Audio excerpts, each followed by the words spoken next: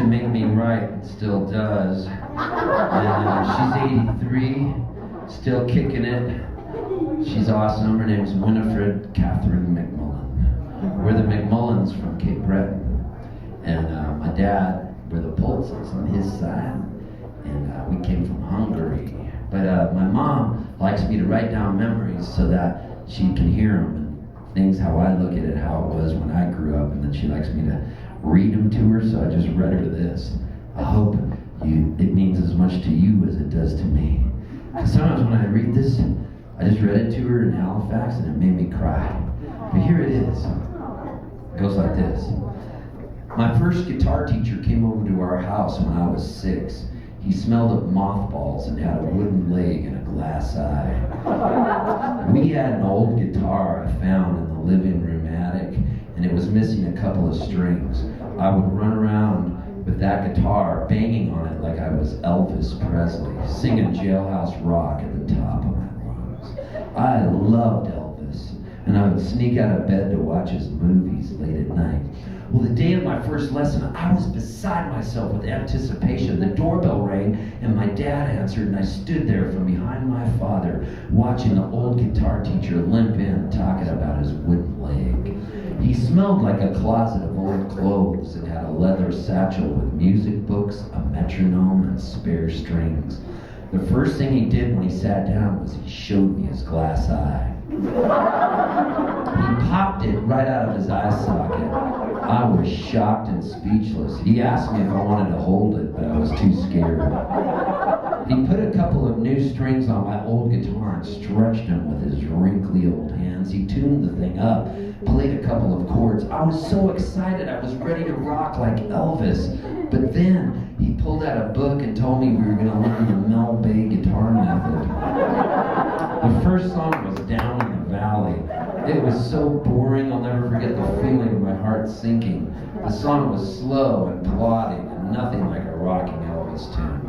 Well, before I knew it, the first lesson was over and he was limping out of the door with his glass eye back in the socket, making me promise to practice every day.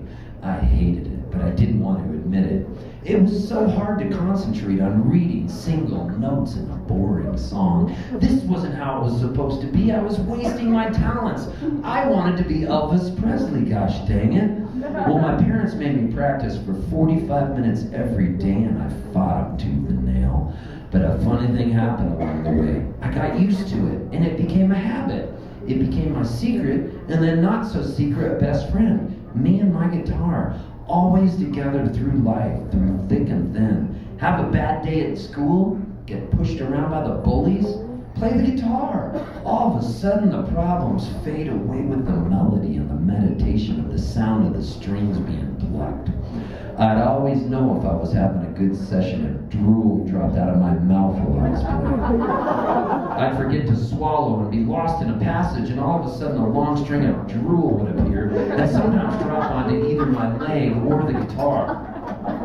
Somewhere along the way we moved from Halifax, Nova Scotia, Canada to Pasadena, California, and then finally to Palm Springs, California. Swimming pools and movie stars, a new guitar teacher, classical guitar, bar chords, and popular songs. A mixture of everything. The Beach Boys, Fernando Caroli, Bach. The teacher's name was Cindy Lamb, and she was an upgrade from my first musty old guitar teacher. She smelled better and she didn't pop her eye out of her socket at strange moments. Plus, she taught me Elvis songs, and she was a California blonde. Yes, I had a crush on her and the guitar. We even learned a classical guitar duet together. Sigh. I wonder where she is today.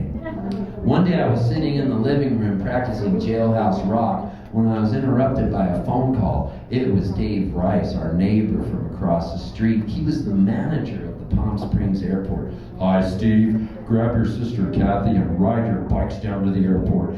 Elvis Presley will be landing in a private plane at 3 p.m. You guys can meet him if you'd like. Holy jeepers! Yes, Mr. Rice! Yes, we'd love to! Fuck yes! Are you kidding? We rode our bikes as fast as we could, with our hearts thumping through our chests. I felt like I'd never pedaled that hard before. My sister Kathy was riding even faster. It was probably 115 degrees outside on that hot summer day. Mr. Rice let us ride our bikes on the tarmac, and we waited and waited and waited for a full 30 minutes that seemed like an eternity. Finally, off in the distance, we heard the engines of a plane buzzing towards us. We heard the squeak of the tires as the plane landed. It looked like a mirage across the runway with the heat rising off of the white-hot, egg-frying pavement. We ran the 100 yards as fast as we could. The door to the plane opened and out stepped Elvis Presley, larger than life. He was dressed in black leather and looked so cool. It was comeback special Elvis, and he was in great shape. He waited for us to come to him.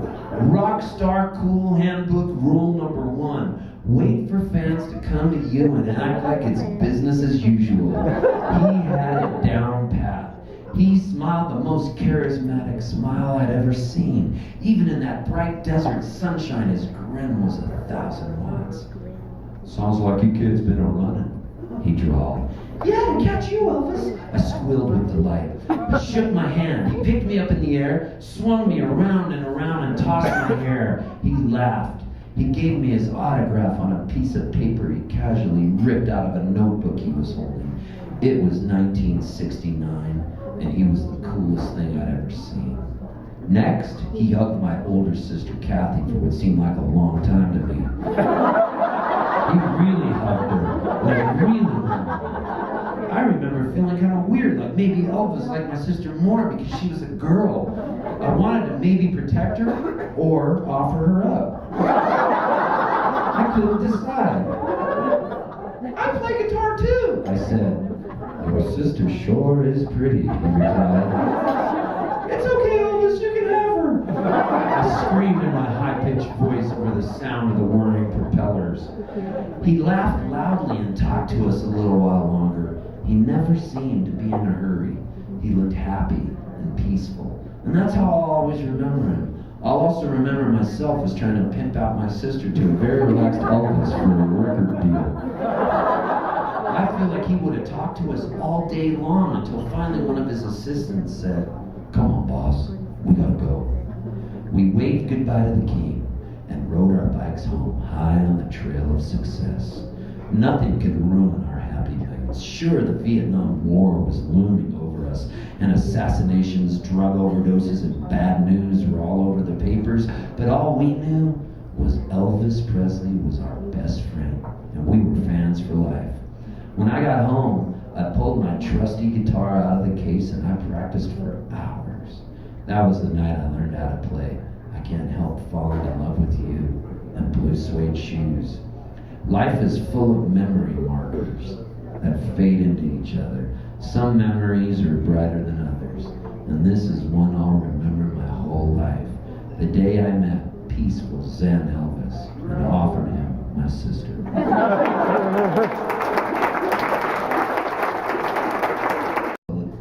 Disappeared. He kept waving and laughing the whole time. It was like one of the coolest things ever. Yeah. So anyways, my mom loved the story and she gave me an A. She was an edgy mom when she taught at the Catholic school and have the kids read Fahrenheit 451 and have them read Slaughterhouse 5 and really give books. And I love her for that.